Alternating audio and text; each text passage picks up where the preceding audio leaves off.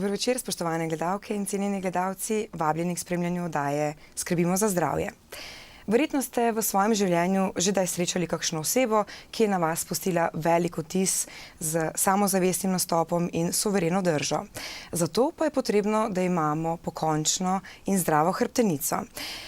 Kako pomembna je zdrava hrbtenica, kakšna je pravilna drža in katere so tiste najpogostejše degenerativne bolezni hrbtenice, nam bo nocoj pojasnil ortoped iz Splošne bolnišnice Celje, katerega lepo pozdravljam v našem studiu, gospoda Marka Mihelaka. Dober večer. Dober večer. Človeško okostje v odrasli dobi šteje tam nekje okoli 208 kosti. Danes se bomo posvetili tisti najpomembnejši opori našega telesa, to je naša hrbtenica. Kako je sestavljena naša hrbtenica? Od tistih 208 kosti jih 33 do 34 pripada hrbtenici. Ločimo vratni del hrbtenice, prsni del hrbtenice, ledveni del hrbtenice in križnično-trtični del hrbtenice. Kakšna je pa ta značilna oblika hrbtenice? Torej, če človeka pogledamo od spredaj ali od zadaj, potem je hrbtenica ravna, je kot ravna črta, ki jo narišemo na papir. Če človeka pogledamo oziroma osebo pač od strani, potem pa vidimo tisto značilno esasto ukrivljeno hrbtenico, v bistvu dvojna oblika oziroma dvojna črka S. Se pravi, vratni del je ubočen, prsni del izbočen, ledveni del ponovno ubočen in križnično-trtični del ponovno izbočen. In kakšno vlogo imajo medvretenčne ploščice? Medvretenčne ploščice so v bistvu ene mehke strukture med vretenci. So kot, če poenostavim, kot avtomobilske gume pri avtu. Niso napolnjene z zrakom, ampak ravno tako delujejo malo kot amortizerji, malo pa omogočajo v bistvu gibljivost med vretenci. Medvretenčne ploščice so tisti del hrbtenice, ki se že, ko smo stari okrog 10 let, ni več prekrvavljen. V bistvu ni več nobene krvne žile noter in se prehranjuje izključno z difuzijo, z srkanjem hranilnih snovi iz okolja. Najbolj obremenjene so medvretenčne ploščice v vratnem in v ledvenem predelu. To sta tudi najbolj gibljiva dela naše hrbtenice. Prsni del hrbtenice je malo gibljiv v primerjavi z ledvenim oziroma primerjavi z vratnim delom. Potem sploh križnično-trtični del, tam so pa vretenca čisto zraščena med sabo in tam ni medvretenčnih ploščic. Naša hrbtenica daje oporo našemu celotnemu telesu. Kaj je pa tisto, kar daje oporo naši hrbtenici? Ja, hrbtenico obdajajo mišice, v bistvu trebušne in obhrbtenične mišice.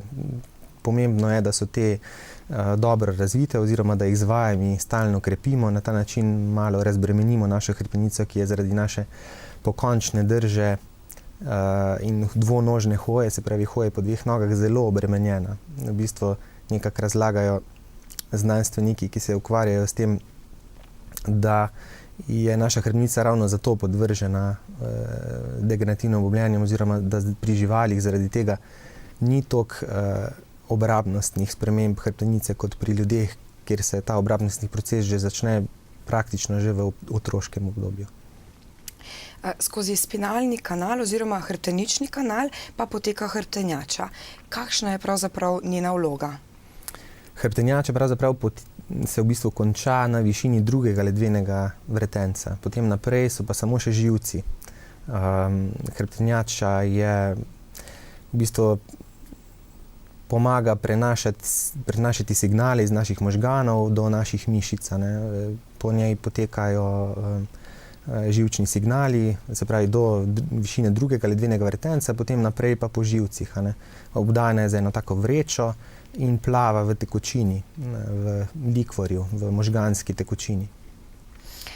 V razvitih državah ima kar 80% odraslega prebivalstva težave z bolečinami v križu. Prve bolečine lahko se pojavijo že tam nekje okrog 30. leta, nekatere tudi bistveno prej. Kakšni so vzroki za pojav bolečine v križu oziroma v hrbtu? V bistvu je vedno več otrok, pravzaprav se bolečine začnejo pojavljati že pri mladostnikih. A ne. Že otroci pridejo v našo ambulanto z bolečino v križu. Takrat običajno rečemo otrokom dobrodošli v odrasli dobi, a ne, ker praktično ni odraslega človeka, ki ne bi vsaj enkrat v življenju imel bolečino, bodisi v ledveni hrbtenici, bodisi v vratni hrbtenici. Razlogi so različni. Lahko je to čist mehanska bolečina, recimo zaradi nepravilne drže, dolgotrajnega vztrajanja v neki drži, naprimer pri domačem delu, pri delu v službi. In lahko izvira tudi samo iz mišice, naprimer, ker je pač ta mišica preutrujena, ni zdržala ene dolgotrajne obremenitve, ki je trajala predolgo, ali pa naša mišica pač ni dovolj močna, da bi zdržala te obremenitve. Ne. Velikokrat pa je v ozadju ravno obraba, naprimer medvretenčne ploščice ali pa obraba malega sklepa med dvema vretencema. Bolečine v hrbtu so posledica tudi nezdravega življenjskega sloga, veliko sedenja v službi, pa doma pred televizijo in pred računalnikom, potem zaradi prevelike telesne teže in, kot ste že sami omenili, zaradi degenerativnih sprememb. Katere so najpogostejše degenerativne spremembe na hrbtenici? Najpogostejše degenerativne spremembe so običajno res obrabe medvretenčnih ploščic. Na začetku je lahko obraba taka zelo začetna in povzroča malo težav ali pa sploh nič. Tako da običajno, ko se težave pojavijo, je lahko proces obrabe medvretenčne ploščice že precej napredoval, ali pa se težave pojavijo že takoj v začetku, ko proces obrabe medvretenčne ploščice na zunaj ni viden oziroma je viden samo z neko natančno preiskavo, kot je naprimer magnetno-rezonančna preiskava hrbtenice. Je pa diferencialna diagnostika oziroma pač vzrok bolečine, ki se pojavlja v hrbtenici, lahko je zelo razširjen, se pravi, pač obstaja zelo veliko stvari, ko lahko povzroča bolečino v hrbtenici, ampak daleč najbolj pogost vzrok je obraba medvretenčne ploščice ali malega sklepa med dvema vretencema. Kaj pa povzroča te spremembe? Zakaj pride do te obrabe? Tako kot sem rekel, medvretenčna ploščica ni prekrvavljena, zato je zelo izpostavljena pač obrabi. Eno je to, kar ste že sami omenili, prevelika telesna teža, neki ponavljajoči se gibi, pretežno sedeče delo, nezdrav način življenja. Kadar se ta bolečina vztraja naprimer več kot 6 tednov, pa se pojavlja zelo pogosto, večkrat na leto ali celo večkrat na teden ali celo vsakodnevno, je pa potem treba bolj podrobno raziskati vzrok tej bolečini. Kadar se bolečina širi naprimer iz ledvene hrbtenice v nogo ali iz vratne hrbtenice v roko, je tudi potrebno raziskati vzrok, ker običajno v tem primeru gre za pritisk na živec oziroma živčne strukture, bodisi zožanje spinalnega kanala ali pa pritisk na živec, ki izstopa na tistem mestu iz hrbtenice. In kako potem pacienti opisujejo to bolečino? Kakšna je ta bolečina? Bolečina je zelo različnega karakterja. Lahko je čisto mehanske narave, se pojavlja pri določenih gibih v hrbtenici, lahko je čisto konstantna bolečina, ki se pojavlja bodisi preko dneva, lahko tudi po noči. Pri nočni bolečini moramo biti bolj pozorni, ker je lahko v ozadju tudi kaj resnejšega, ne samo obrabnostno bolenje. Bolečina se, tako kot sem rekel, lahko širi iz vratne hrbtenice naprimer proti rami oziroma čisto v roko do prstov, in isto iz ledene hrbtenice v nogo, lahko čisto po nogi dol do prstov. Tudi ta bolečina je različnega karakterja, lahko gre samo za mravljinčenje, bolj mravljinčenje kot bolečino, lahko je bolečina topa, tudi ostra, zelo različno se izraža pri pacientih to. Pa lahko morda preprečimo nastanek teh degenerativnih sprememb? Preprečiti jih ne moremo. V bistvu so te procesi del staranja naše hrbtenice, tako kot se vsi sklepi obrabljajo, se tudi sklepi in strukture na hrbtenici obrabljajo, tako da čisto preprečiti tega ne moremo. Lahko pa to zavremo oziroma vplivamo vsaj na to, da nam te spremembe, kljub temu, da se bodo pojavljale na naši hrbtenici, se pravi, če bi nas slikali, jih bomo odkrili, ampak lahko pa naredimo nekaj za to, da bo težav čim manj, se pravi, da bomo imeli bolečin čim manj, ne? S skrbjo za pravilno držo, z rednim izvajanjem vaj za hrbtenico, z zdravim načinom življenja, z redno telesno aktivnostjo. In kakšna je ta pravilna drža? Kako se moramo držati pravilno? To je bolj vprašanje mogoče za fizioterapevta. Se pravi, čim bolj normalno, vzdrževati moramo čim bolj normalno obliko hrbtenice. V bistvu drža je tudi stvar razpoloženja našega. Ne? Ko smo žalostni, smo bolj sključeni, ko smo veseli, samozavestni, smo bolj v pravilni drži. Se pravi, neka taka samozavestna drža, ko smo veseli, ko nismo depresivno razpoloženi, to je tista prava drža. Ne? Se pa drža pač tekom dneva spreminja. V službi, če opravljamo sedeče delo, bomo sigurno proti koncu delovnega dne imeli manj pravilno držo kot zjutraj, ko pridemo spočiti v službo. To pa lahko pač preprečimo s tem, da pač skrbimo za naše mišice, s tem, da večkrat vstanemo, da ne vzdržujemo skozi istega položaja, da ga čim večkrat spreminjamo, naprimer tekom sedenja in s podobnimi stvarmi. Ne. Rekla sva, da nekatere težave z bolečinami v hrbtenici se lahko pojavijo bistveno prej, ne, že v otroški dobi. Govorimo o skoliozi. Kaj sploh skolioza je?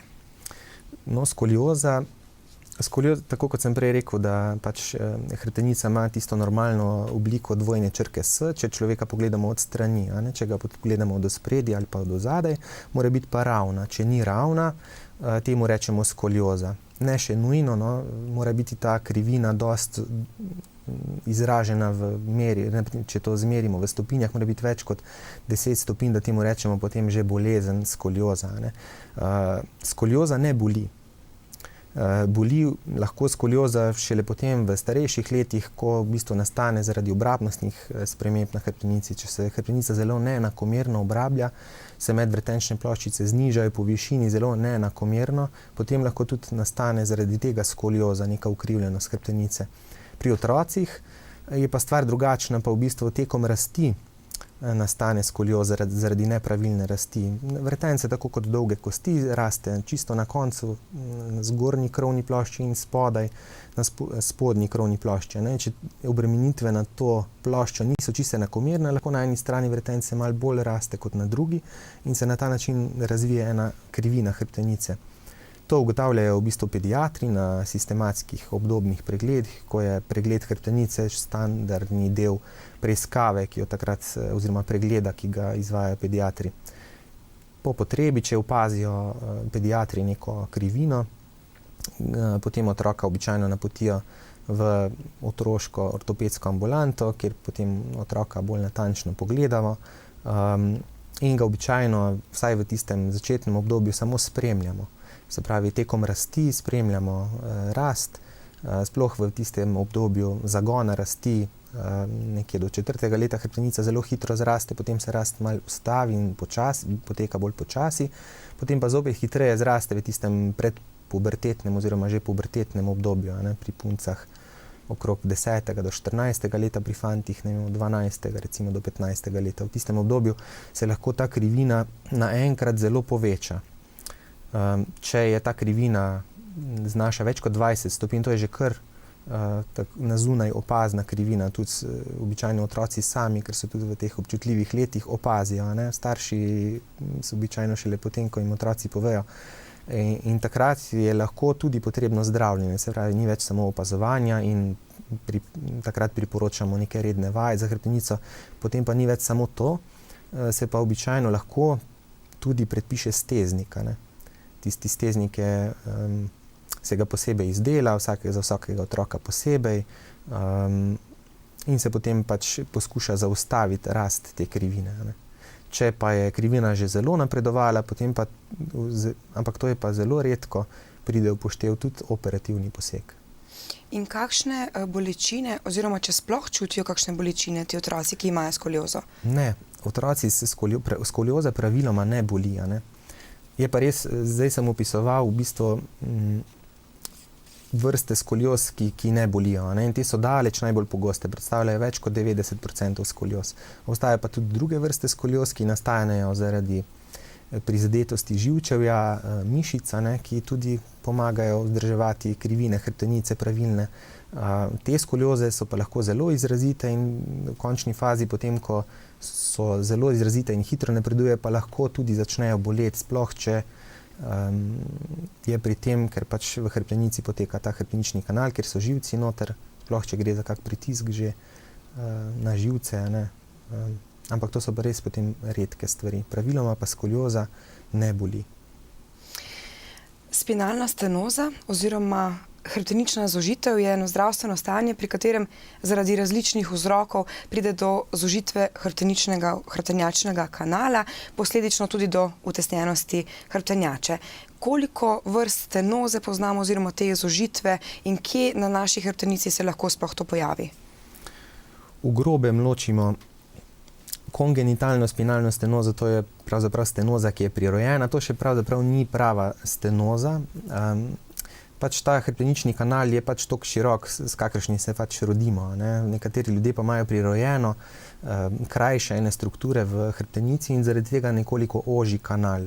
Običajno nimajo nobenih težav, ampak z leti, ko se pojavljajo obrabnostne spremembe na hrbtenici, ko se pojavljajo kostni izrastki, ko se eni ligamenti, ki povezujejo vretence med sabo, rumeni ligamenti se jim reče, zelo zadebelijo, lahko to dodatno oziroma hitreje pripelje do stenoze, ne, se pravi zožitve hrbteničnega kanala. In če to povzroča pritisk na živce, potem se taka stenoza izrazi. Če bi recimo slikali z magnetno-rezonančno preiskavo vse ljudi, na primer starejše od 60 let, bi praktično pri vseh našli spinalno stenozo. Ni pa nujno, da ta spinalna stenoza je tudi simptomatska, se pravi, da povzroča težave. Tako včasih ljudi recimo boli, pridejo z bolečinami v hrbtenici, pa na slikanju je ugotovljena spinalna stenoza, ampak ni nujno, da je ravno stenoza tista, ki povzroča težave. Če pa povzroča težave, kakšne so te bolečine? Spinalna stenoza povzroča v bistvu nevrogene klaudikacijske simptome. To, če razložim bolj razumljivo, običajno ljudi, če gre za stenozo v ledvenem predelu hrbtenice, ki je običajno bolj pogosta kot za stenoza v vratnem delu hrbtenice, se običajno bolečine pojavljajo v nogah in to pri hoji. Običajno pri počitku bolečine popustijo, sploh če je človek sklonjen naprej, se pravi zelo v naprej sklonjenem položaju, se vretence pomaknejo v tak položaj, da se kanal razširi. Kadar smo zelo nazaj, v takem ekstenzijskem položaju, naprimer, ko gremo po stopnicah navzdol, je hrbtenični kanal ožji in običajno je takrat več težav. Predvsem se pri ljudeh pojavljajo te bolečine v nogah, ki ljudi potem pri hoji ustavljajo. Se pravi, človek z hujšo spinalno stenozo ne bo mogel prehoditi v enem kosu neke daljše razdalje. Ko ta razdalja pade na okrog 500 metrov, se pravi, da se mora po 500 metrih obvezno zaradi bolečin v nogah ustaviti, se spočiti, skloniti naprej, počakati nekaj minut, potem težave čisti zvenijo praktično, pa spet lahko gre naprej in potem se zgodba spet ponovi čez 500 metrov. Se pravi, 500 metrov je tista meja, ko je že potrebno razmišljati o operativni sprostitvi hrbteničnega kanala. Medtem ko je pa stenoza na vratnem delu hrbtenice, kjer je hrbtenjača, pa bolj nevarna. Tam pa v bistvu lahko imamo in težave z bolečinami v rokah in težave z bolečinami v nogah. Običajno ljudje s tem pridejo tudi zaradi težav s hojo, ampak so te že bolj izrazite. V nogah ni več pravega občutka, se zapletajo pri hoji, ljudje se lahko spotikajo, večkrat padajo, lahko se tudi pojavijo motnje odvajanja vode ali blata. Omenili ste to operativno zdravljenje. Kdaj se zanj odločite in ali poznamo morda več metod operativnega zdravljenja te spinalne stenoze? Ja, en od kriterijev je seveda ta kratka razdalja, ki jo človek prehodi. Pri razdalji pod 500 metrov nekje je pa to zelo različno. lahko tudi za nekoga še to ne pomeni tako velike oviranosti, da bi se odločil za operacijo, tako da 200 metrov je pa recimo že taka razdalja, ko pa običajno ljudi tudi zelo potem moti, so zelo ovirani in se običajno odločijo za operacijo. Operacija, kar se tiče sprostitve spinalnega kanala, je skoraj vedno ista, ne? Pristop je isti, v bistvu je treba pač odstraniti nekaj kosti in teh ligamentov, ki so zadebeljeni in zožujejo kanal, zato da se živci, da se ta vreča, v kateri so živci, sprostijo. Včasih je pri tem potrebno tudi hrbtenico zatrditi v določenem delu, ne? Sploh, če je pri sproščanju tega kanala treba odstraniti preveč kosti, potem lahko hrbtenica zaradi tega postane nestabilna in jo je treba fiksirati, ne? Običajno potem v hrbtenico damo ene vijake, in zato, da to pač čisto mehansko tudi stabiliziramo. Tudi kadar so pri zoženju spinalnega kanala prisotne bolečine tako v nogah kot v hrbtenici, se včasih lahko samo pri sprostitvi spinalnega kanala pri operaciji bolečine v hrbtenici celo poslabšajo.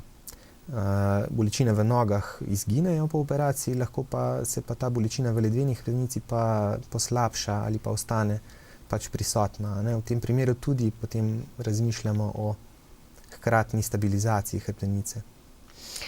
Kakšna pa je rehabilitacija pacienta po operaciji spinalne stenoze? Odvisno je predvsem od tega, ne? Ali je narejena samo sprostitev živcev, se pravi hrbteničnega kanala, ne? Dekompresija temu rečemo, potem je rehabilitacija lažja, krajša, hitrejša. Po operaciji, v bistvu po odstranitvi šivov, recimo 3 tedne po operaciji, lahko pa tudi že malo prej, grejo običajno ljudje za 14 dni v zdravilišče, tam jih skušajo čim bolj okrepiti mišice, ki so že zaradi same operacije prizadete, malo pa tudi zaradi tega, ker so ljudje prej slabše pokretni, ne, je potrebno te mišice zopet okrepiti. In potem jim ta program vaj, ki se ga tam naučijo, ostane v bistvu za celo življenje, ne. Če pa je potrebno kakšen del hrbtenice zatrditi, se pravi dati vijake noter, potem pa je rehabilitacija precej daljša, tudi težja. Običajno 3 mesece niso dovoljeni nekateri gibi v hrbtenici, neko globoko pripogibanje, neki ekstremno obračanje v hrbtenici, to se odsvetuje, potem šele po 3 mesecih pa potem začnejo krepiti mišice, začnejo že z normalnim gibanjem v hrbtenici.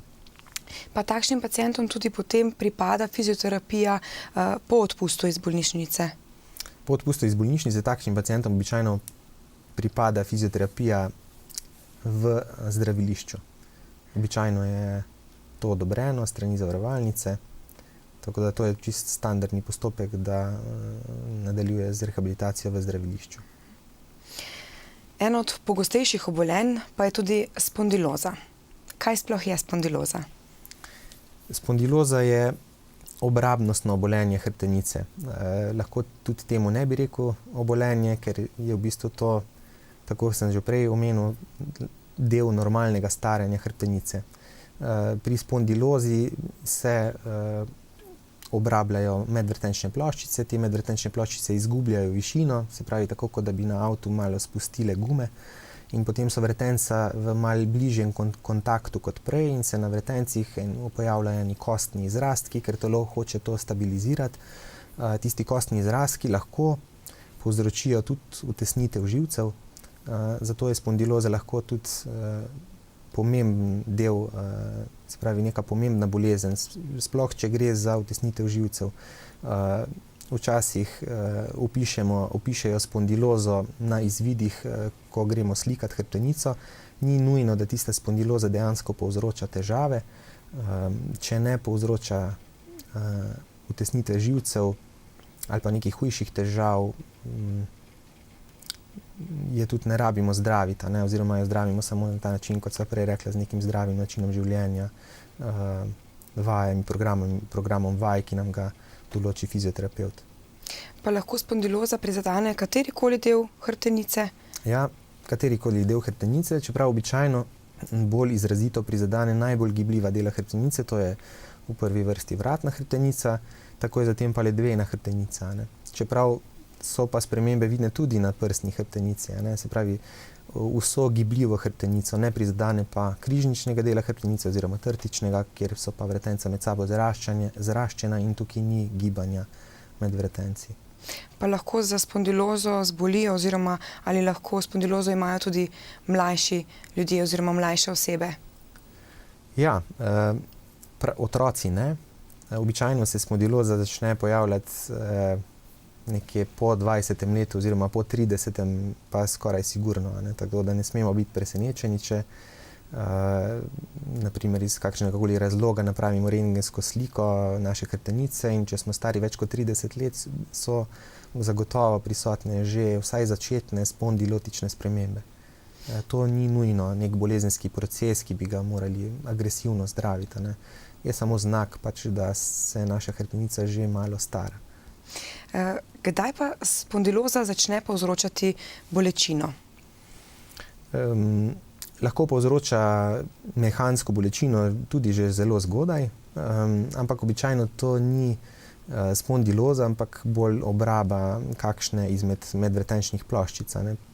Spondiloza pa začne povzročati bolečine, predvsem kadar te izrastki rastejo v hrbtenični kanal ali pa ovirajo na vsakem segmentu med dvema vretencema, je namreč tudi ena drobna odprtina, kjer gre živec ven. Za vsakim vretencem gre en par živcev iz hrbtenice izhaja. In na tistem izhodišču to je tudi en pomemben prostor, če je v tist prostor raste en izrastek, lahko ta povzroča pač vtisnjenje tistega živca in potem posledično povzroča bolečino, bodisi v ki se širi v roko ali pa v nogo, če gre za ledveno hrbtenico. In kakšno je zdravljenje? Če je pritisk na živec izrazit ali pa če te izrastki povzročajo spinalno stenozo, potem lahko tudi operativno. V začetni fazi, ko so se morda težave pojavile prvič, pa še ne trajajo predolgo, pa mogoče bolečina tudi ni še tako izrazita, je pa možno tudi neoperativno zdravljenje v smislu fizioterapije. Kaj pa pomeni protruzija diska? Proces obrabe medvretenčne ploščice je takšen, medvretenčna ploščica je tako, kot sem rekel, ena guma pri avtu, ne? S tem, da plašč okrog ne vsebuje zraka, ampak pri naši medvretenčni ploščici vsebuje eno tako zelo snov, ki je polna vode, ne? In omogoča to gibanje oziroma to amortizacijo. Ko ta obroč okrog medvretenčne ploščice popusti zaradi procesa obrabe, se lahko na tem mestu pojavi ena izboklina. Če je ta izboklina prisotna na mestu, in najbolj pogosto je prisotna na mestu, kjer je hrbtenični kanal oziroma kjer izhaja živec iz hrbtenice, lahko tista izboklina pritisni na živec. Običajno, kadar rečemo protruzija, običajno to še ne pomeni velike izbokline. To je v bistvu ena predstopnja hernije diskusa in protruzija ponavadi še ne povzroča pomembnejše utesnitve živčnih struktur, bodisi živca, bodisi spinalnega kanala. Tako da ni nujno, da je protruzija sploh tista, ki nam dela težave. Lahko da je pač običajno takrat prisotna bolj bolečina v hrbtenici, vratni ali pa ledveni, in se še ne nujno širi v noge. Kadar pa se širi v noge, je pa običajno že prisoten tudi pritisk na živce. Se pravi, protruzija lahko je tudi čist naključna najdba, ki še ne povzroča težav. In kako jo zdravite? Kako si lahko pacienti tudi sami pomagajo, če jo imajo?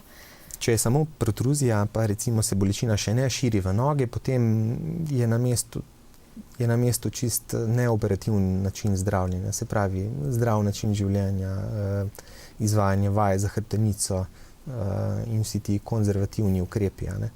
Če pa je protruzija večja, se pravi, v bistvu že govorimo o herniaciji diskusa, oziroma zdrsu medvretenčne ploščice, ki pritiska že pomembno na živce in se bolečina izrazito širi v noge ali pa v roko, tako da je bolečina pravzaprav izrazitejša v nogi ali pa v roki, bolj kot v sami hrbtenici.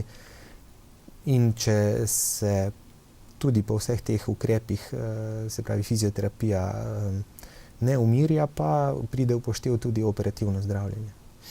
Pa lahko morda nezdravljena protruzija pripelje morda do kakšne invalidnosti?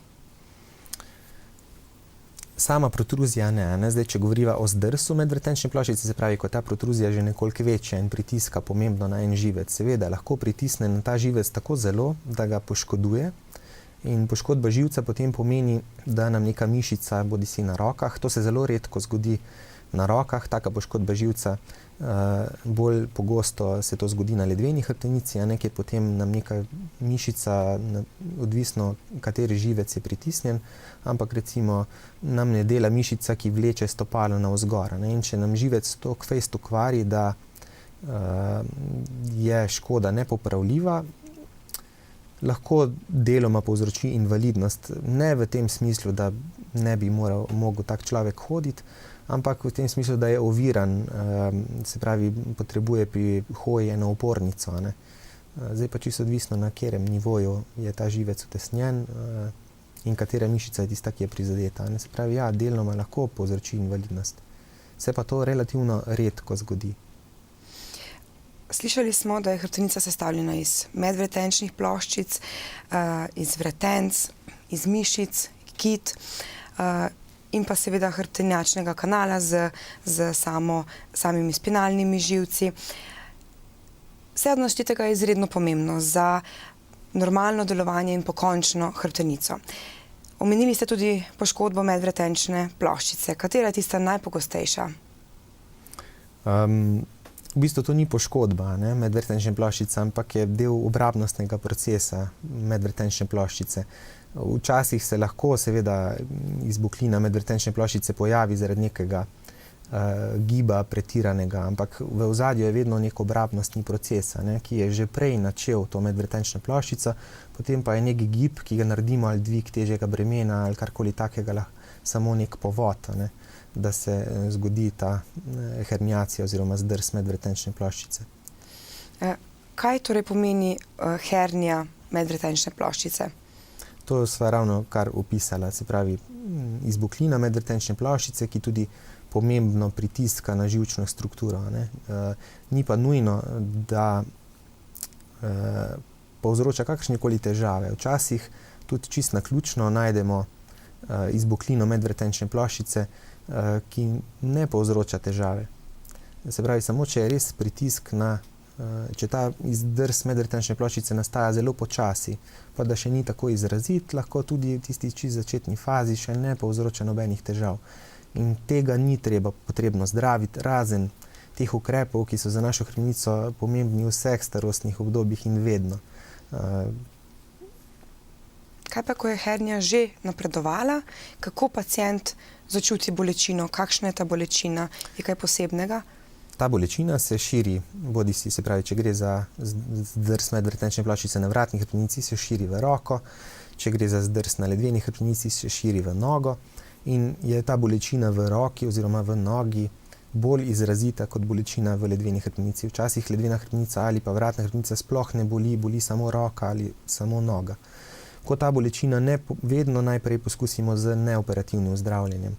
Če je neoperativno zdravljenje neuspešno, če je fizioterapija neuspešna ali celo poslabša stvari, če je pritisk na živec tako izrazit, da dejansko odpove ena mišica, potem pride na vrsto operativno zdravljenje. Ali pa če ta bolečina enostavno traja predolgo, potem se tudi običajno odločimo za operativno zdravljenje. In kako dokazujete, da gre za hernijo diska? Vedno je, ko pride pacient v ambulanto, se običajno vedno najprej napravi čisto navadna rentgenska slika. To pa zato, ker je res vzrok težavam v hrbtenici, vzrokov je lahko zelo veliko. In tiste najpomembnejše, mogoče bolj nevarne stvari, ki ne sodijo v sklop obrabe, z rentgensko navadno sliko izključimo večino teh težav. Zato se običajno vedno najprej to naredi. Potem, če je pacient že poskusil s fizioterapijo, pa ni bila uspešna, pa običajno pa že razmišljamo o se pravi o operativnem zdravljenju, potem pa gremo v diagnostiki naprej in to običajno pomeni magnetno-rezonančna preiskava hrbtenice. Ta pokaže tudi mehka tkiva, ne tako kot navadna rentgenska slika, ki pokaže kosti in samo posredno mehka tkiva. Magnetno-rezonančna preiskava pokaže in živce in natančno tudi medvretenčno ploščico in na podlagi tistega potem lahko res ocenimo, za kakšen pritisk gre, kje je ta zdrs, ali je zdrs ali je kaj drugega v ozadju. Torej, če sem pravilno razumela, hernijo diska ni potrebno vedno operirati. Absolutno ne. Pravzaprav je vsaka bolečina v križu in predvsem pa vsak išias, se pravi bolečina, ki gre v nogo, običajno je vedno v ozadju zdrs medvretenčne ploščice. Ampak vemo, da pač ljudje to vejo, da vsak je že kdaj, oziroma zelo veliko ljudi je že kdaj imelo išias, pa niso bili vsi operirani. Skoraj 90% ljudi ne potrebuje operacije, ker se običajno bolečina dosti hitro umiri, pritisk na živce ni tako izrazit in zaradi dejstva, ker je ta izboklina, ki nastane, ta plašč pri avtomobilski gumi, oziroma plašč, ki je sestavni del ploščice, ko poči, tista vsebina, ki pride ven, je polna vode, oziroma ima zelo visoko vsebnost vode in ta voda se takoj, ko ta ploščica pride ven, ko pride do zdrsa, se začne resorbirati, se pravi, se porazgubi ta voda in zato se tudi običajno ta izboklina zmanjša. In se običajno pri vseh zmanjša, ampak ker to včasih traja predolgo časa, ker je lahko pritisk na živec prevelik, pa tvegamo s tem poškodbo živca, se pa včasih odločimo za operacijo. Ampak če bi statistično gledal, je to mogoče samo kakih 10% ljudi, z išiasom, naprimer, dejansko potem in hernijo medvretenčne ploščice, oziroma zdrsom medvretenčne ploščice, potem dejansko potrebuje operativno zdravljenje. Pa se potem stanje po operativnem posegu tudi izboljša? Pri operativnem posegu, se pravi pri operaciji medvretenčne ploščice oziroma operaciji zdrsa medvretenčne ploščice, odstranimo samo to izboklino. Ne izboljšamo pa s tem posegom stanja medvretenčne ploščice. Se pravi, tisti primarni, osnovni vzrok, zaradi česar je sploh prišlo do težav, še vedno ostane. Medvretenčna ploščica ostane obrabljena in prizadeta. Odstranimo pa pritisk na živec, ker to je tista stvar, ki dejansko tudi povzroča največ težav, se pravi to bolečino, ki se širi vzdolž noge oziroma vzdolž roke, če gre za vratno hrbtenico. Tako da je rezultat po operaciji v bistvu takojšen učinek, običajno takoj neha boleti noga oziroma takoj se preneha tisto širjenje v nogo oziroma v roko. Z bolečinami v hrbtenici pa je različno. Če je ta ploščica zelo prizadeta, se lahko po operaciji njena višina zelo zniža, ploščica se zelo posede in dolgoročno to pomeni več težav z bolečinami v hrbtenici. Ne bodo se več širile v nogo, ampak v hrbtenici pa lahko ostanejo oziroma se s časoma celo poslabšajo. V tem primeru ponavadi, če so te težave zelo izrazite, dolgoročno razmišljamo o nadomestitvi te medvretenčne ploščice. Včasih, oziroma v nekaterih delih, nekateri kirurgi še vedno nadomeščajo te ploščice z umetnimi ploščicami. Te umetne ploščice se v ledveni hrbtenici niso obnesle oziroma nimajo dobrih rezultatov. Na vratni hrbtenici se pa te posegi še vedno izvajajo.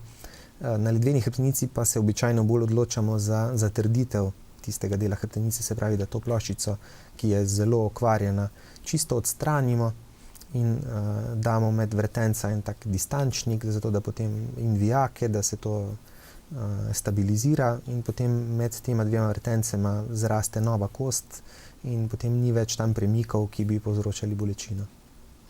In kako poteka sama rehabilitacija po takšnem posegu na hrbtenici?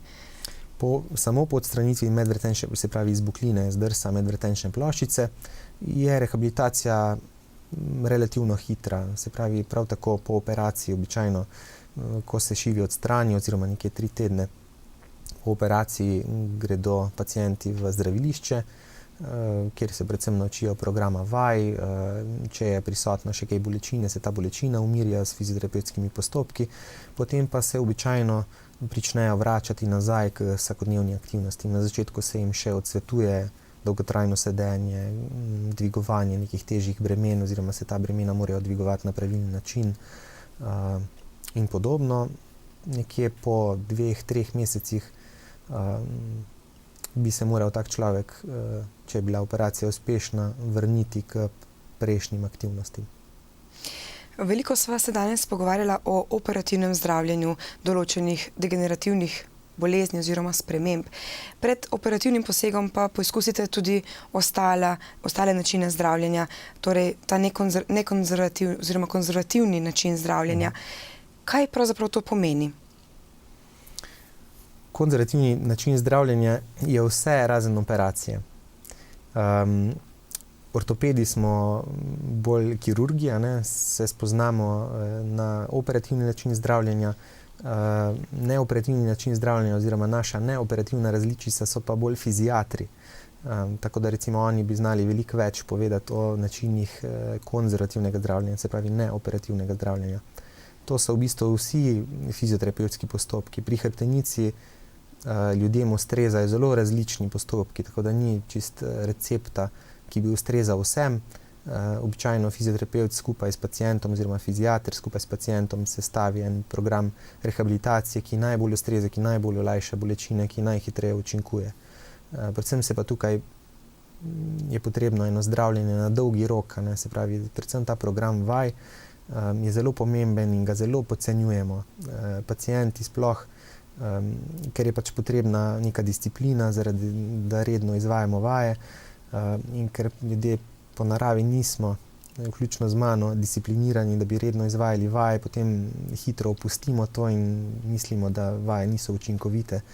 V resnici pa je potrebno samo res dovolj dolgo redno izvajanje vaj, šele potem vidimo tisti pravi učinek teh vaj. In kdo je dolžan za predpisovanje teh terapij oziroma te fizioterapevtske obravnave?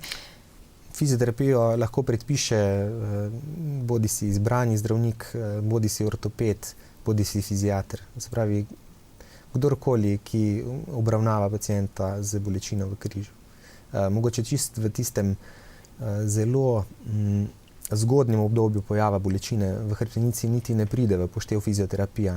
V tistih prvih dneh, ko se pojavi neka akutna, se pravi, nenadno nastala bolečina v ledveni hrbtenici, ni potrebno kako posebno zdravljenje, razen počitka in analgetika, se pravi tableta proti bolečinam, ker zelo velikokrat ta bolečina v nekaj dneh izveni. In če je potek tak, potem morda niti ni potrebna fizioterapija oziroma je fizioterapija potrebna samo zaradi preprečevanja nadaljnjih epizod teh nenadno nastalih bolečin v ledveni hrbtenici. Te bolečine v križu so lahko zelo neznosne in velikokrat začnemo posegati po teh protibolečinskih tabletah. Pa vendar, kaj storiti takrat, ko protibolečinske tablete tudi več ne zaležejo? Protibolečinskih tablet je zelo veliko vrsta.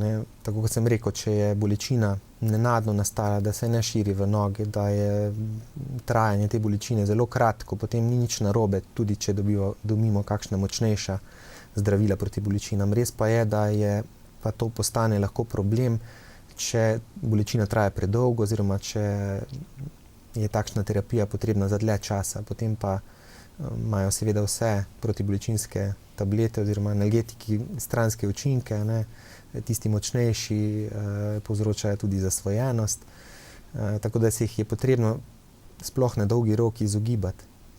Se pravi, če bolečina ne izzveni v doglednem času, je potem treba pač iti naprej, se pravi do specialista za diagnostiko in potem doreči, ali je morda potrebno operativno zdravljenje ali se morda poskusi še z drugim načinom neoperativnega zdravljenja. Veliko je govora tudi o blokadi, ki prepreči občutek bolečine. Kaj sploh to je, blokada? Blokada je tudi način neoperativnega zdravljenja. Se pravi, kadar se pacient ali pa bodisi tudi kirurg ni prepričan o dobrem izidu, naprimer operativnega zdravljenja, pa kadarkoli obstajajo kakšne ovire za operativno zdravljenje, je blokada lahko zelo učinkovit način zdravljenja. Je to manjši poseg.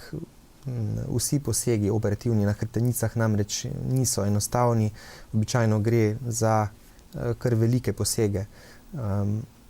Blokada je pa relativno kratek poseg, običajno ni potrebno ostati v bolnišnici, obstaja pa veliko vrst blokad.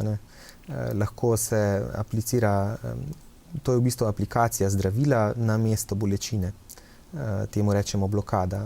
Apliciramo eno protibolečinsko zdravilo in običajno še nek kortikosteroid, to je v bistvu zdravilo, ki zmanjšuje vnetje. Ker to zdravilo deluje samo res lokalno, neke velike škode s tem zdravljenjem ne moremo povzročiti. Lahko se to zdravilo aplicira v hrbtenični kanal, v tem primeru rečemo temu epiduralna blokada, sploh kadar gre za eno začetno vtesnitev hrbteničnega kanala oziroma še ne tako izrazito, pa ima pacient izrazite težave, je to dober način zdravljenja, ker lahko mogoče tisti zagon bolečine na ta način umirimo, in se stvar še kar nekaj časa, poteče še kar nekaj časa, preden pride potem do take zožitve, da je potrebna operacija. Se pravi, na ta način lahko preložimo operacije ali pa se ji tudi mogoče čisto izognemo. Sploh, če ta stenoza spinalnega kanala, se pravi zožitev hrbteničnega kanala, ne napreduje, ker zelo počasi z leti napreduje.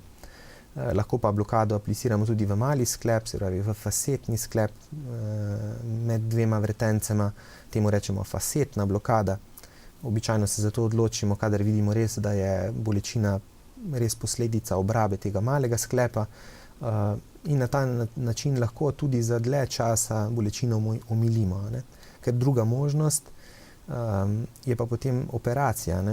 V primeru obrabe fasetnih sklepov je pa operacija zatrditev enega dela hrbtenice, ki pa tudi ni idealna rešitev. Tako da fasetna blokada v določenih primerih absolutno pride v poštev in je lahko dobra izbira. Evolucija nam je omogočila, da smo ljudje pokončna bitja na dveh nogah, kot ste sami že rekli, prav zaradi naše hrbtenice. Zato je zelo pomembno, da tudi skrbimo za njo, kaj ne? Zelo. Dr. Marko Mihlak, za obisk v studiu in za koristna pojasnila se vam zahvaljujem. Hvala. Sledi pogovor z izkušenim in priznanim fizioterapevtom Tomažem Zamrnikom, ki nam bo pokazal nekaj vaj, ki nam lahko koristijo še predno nastane bolečina in takrat, ko nas v križu že zaboli.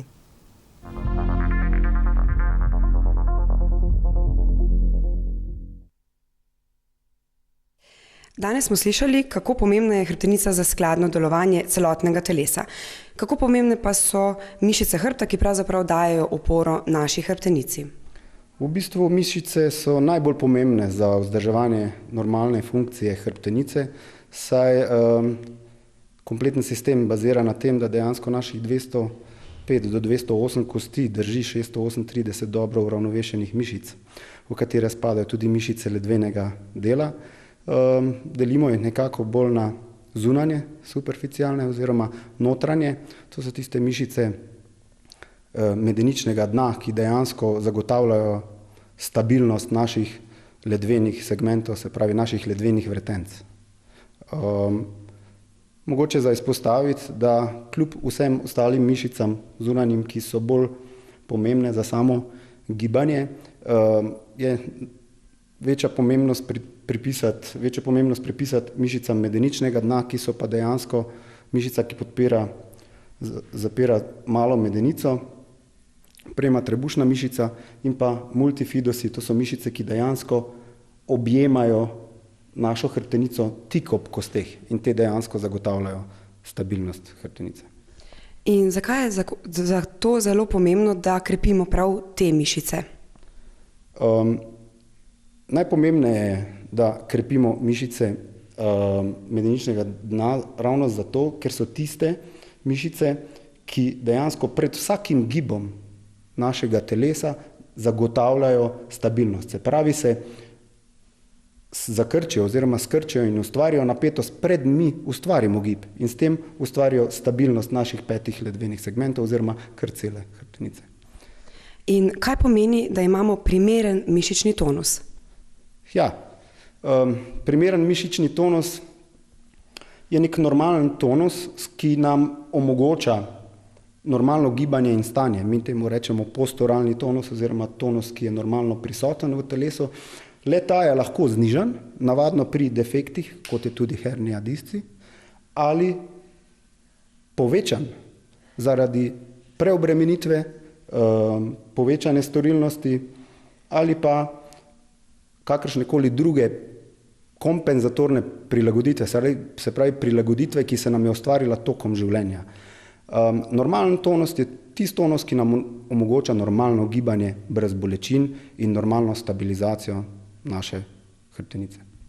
In katere so tiste vaje, s katerimi lahko ohranjamo ta primeren mišični tonus?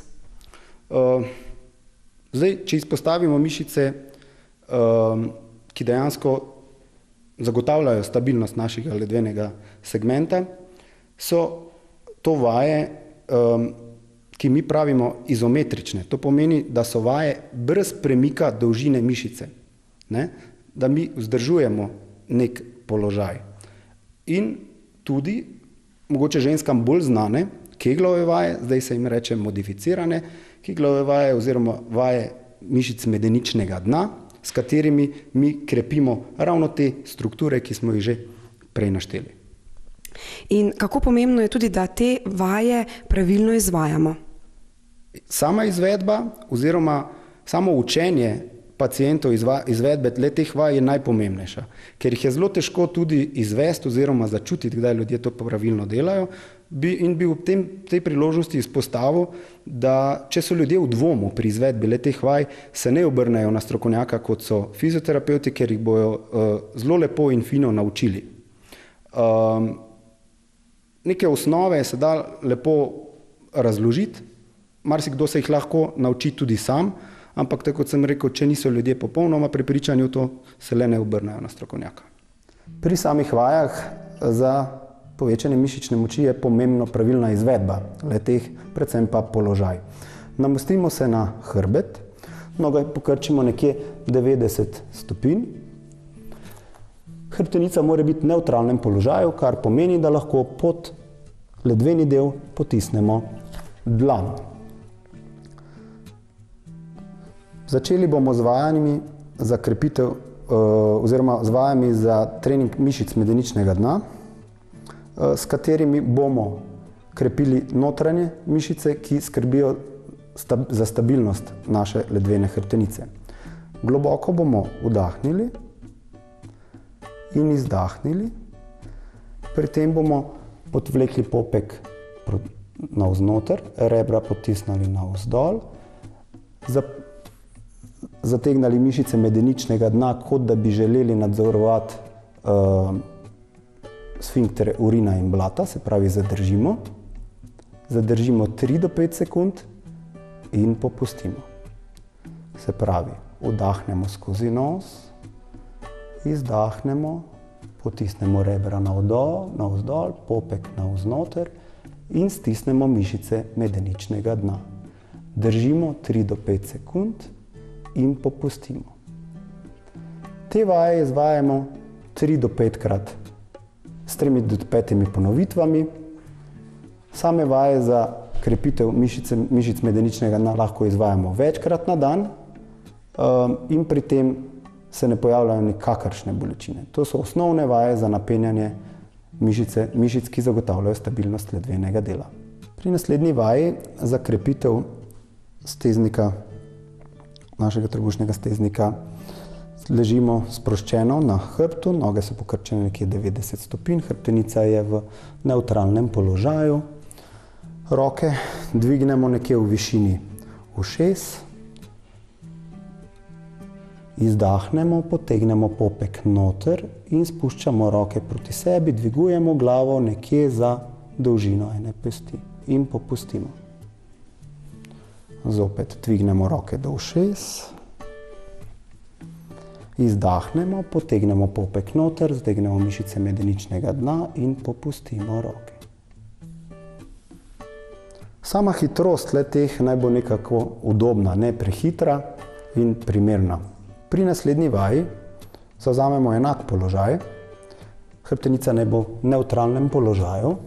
Globoko vdahnemo skozi nos. Ko izdahnemo, potegnemo popek noter, zategnemo mišice medeničnega dna in dvignemo medenico v zrak. Zadržimo 2 do 3 sekunde in z izdihom popustimo. Se pravi, vdahnemo skozi nos, izdahnemo, potegnemo popek vase, zategnemo mišice medeničnega dna in dvignemo medenico.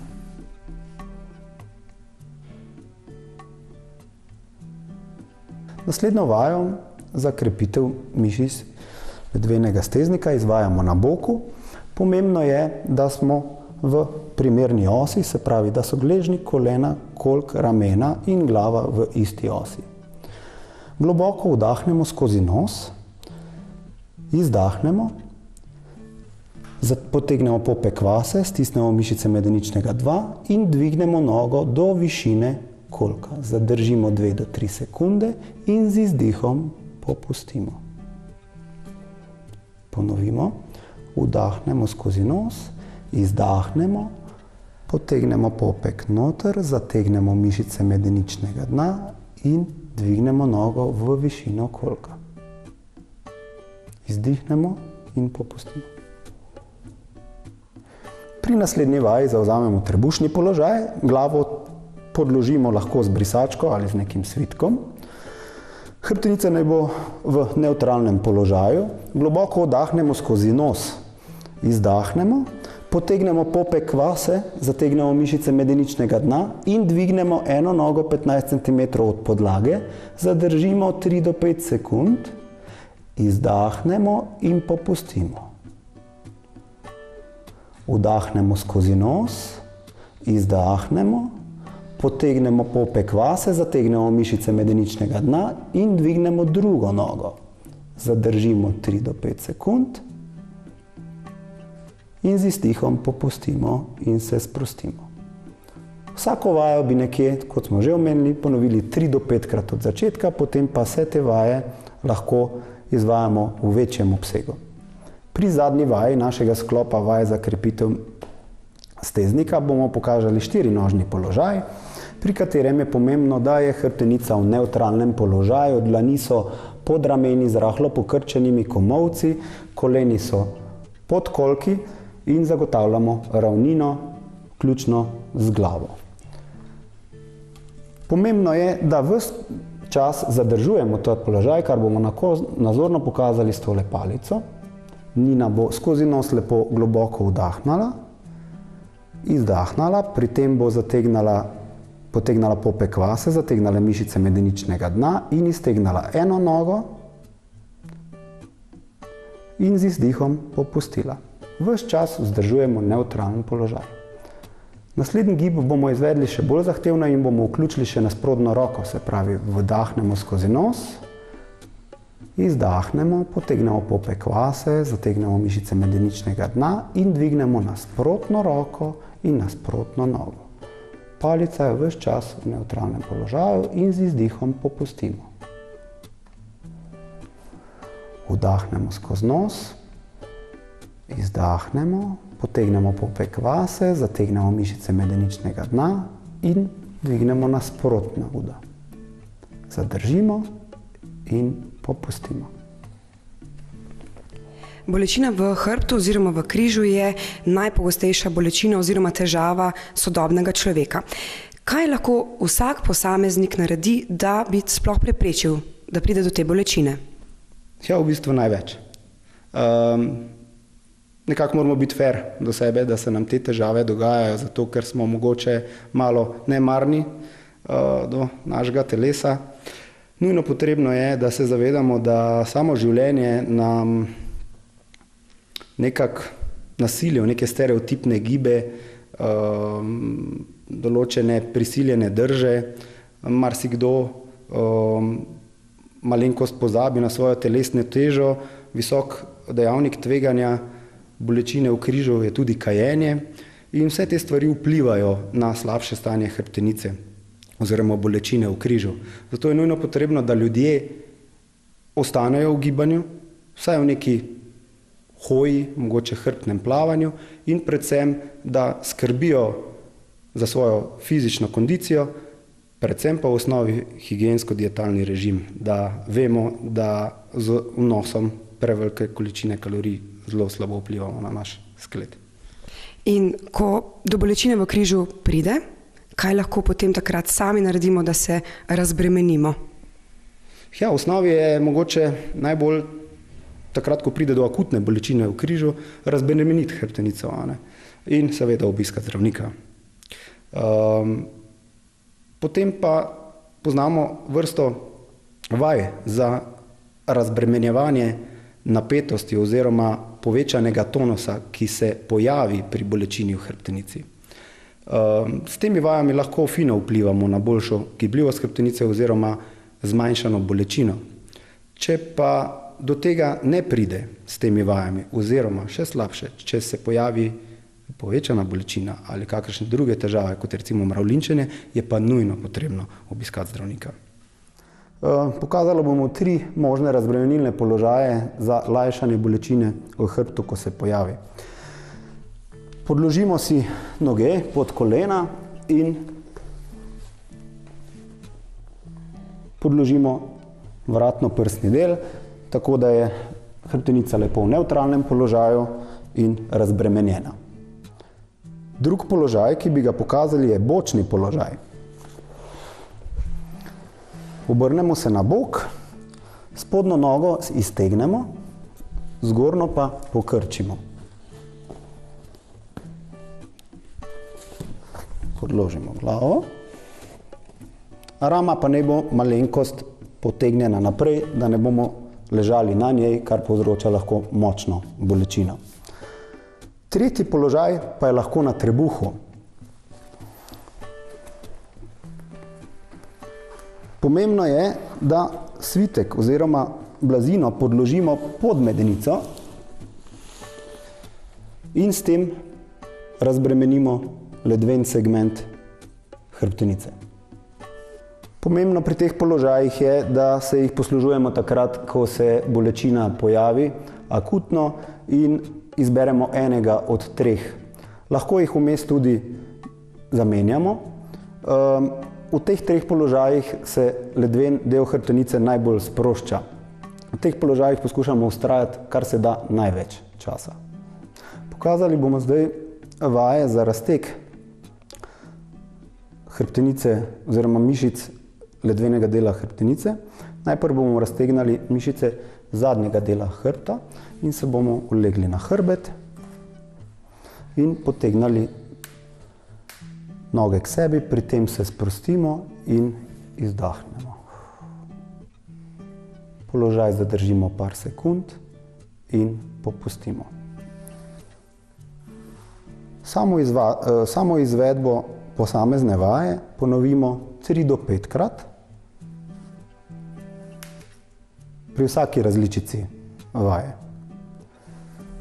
Drug položaj je 4-nožni položaj, pri katerem je pomembno, da so dlani pod rameni in kolena pod kolki.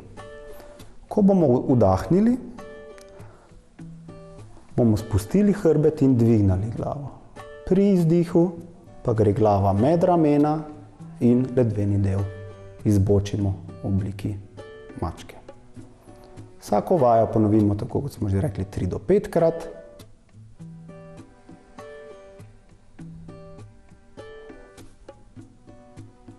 Dobro. Potem bomo raztegnali mišico v pogibavko kolka, ki ji rečemo psoas. Iztegnemo eno nogo in ledveni del pri izdihu pomaknemo naprej. V skrajni legi zadržimo 3 do 5 sekund in popustimo. Če se pri vajah pojavlja kakršnakoli bolečina, se le te vaje ne izvaja. Dobro. Te vaje, ki smo jih zdaj nazorno pokazali, nam zagotavljajo vzdrževanje stabilnosti naših 5 ledvenih vretenc in zagotavljajo tudi dobro biomehaniko telesa. Moramo se pa vsi zavedati, da vsa stroka in vsa znanost, ki nam je na voljo, ni dovolj, če se stvari ne lotimo resno in ne zavzamemo. Sam osebno menim, da kot fizioterapevt lahko ljudem pomagam le z nekje 5 do 10%, vseh ostalih 90% pa pravijo pacienti sami, če so dobro podučeni in se zavedajo resnosti težav.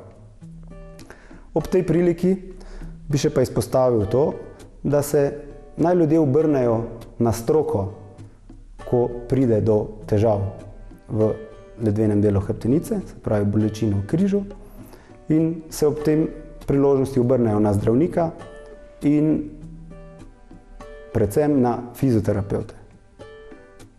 Pa ne zato, da bi poviševal svojo stroko, ampak zato, ker le mi delamo korektivno vadbo oziroma varno in zdravo vadbo pri bolečinah oziroma patologiji. V tem primeru mogoče niso najbolj primerni fitness inštruktori in pa maserji, ki nam zagotavljajo fantastično relaksacijsko masažo.